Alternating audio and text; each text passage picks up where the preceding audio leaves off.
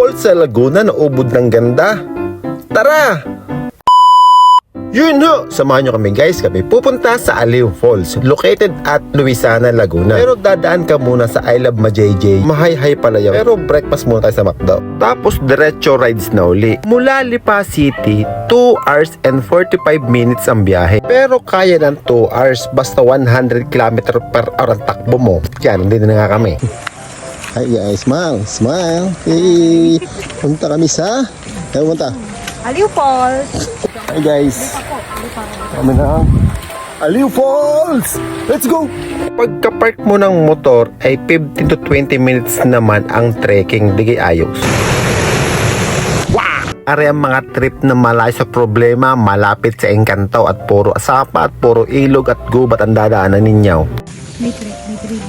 So guys, ito yung gawa ni kontraktor. Lutang na, mahal yan guys.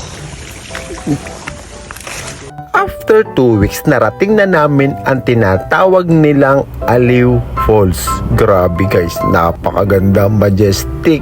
Trivia muna tayo. Nung unang panahon, meron daw isang babae na aliw sa lugar na to. Kaya yun, tinawag nilang Aliw Falls. Ang kagandahan dito, ang falls na to ay parang flat yung gitna niya. Tapos pwede nyong akyatin. Ang ganda guys, lalo dito sa taas. At mas in-enjoy namin ni Miss Universe ang pagliligo din eh. Grabe nung tinesting ko talaga para kung minamasahe din eh.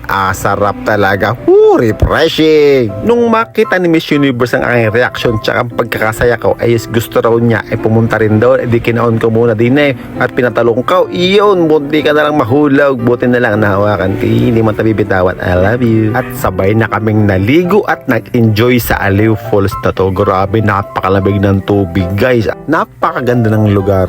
Sabi nga ni Gioong, parte yun eh. Yung naramdaman mo yung kalikasan. In-enjoy na rin namin ang falls sa baba. Grabe, napakalalim din pala na rin. Pero alam nyo, in-enjoy namin ni Miss Universe ang bawat sandali na nandito kami sa Aliw Falls. Lumangoy, nagpalutang-lutang at naglambingan din sa ilalim. Ay grabe naman talaga yan. Sign na nakakangat-angat ka na, yung nakikita mo sa Facebook ay napupuntahan mo na, nakasama yung mahal mo. Di kayo napakasaya niya. Napakanta na lang Garabri Golden.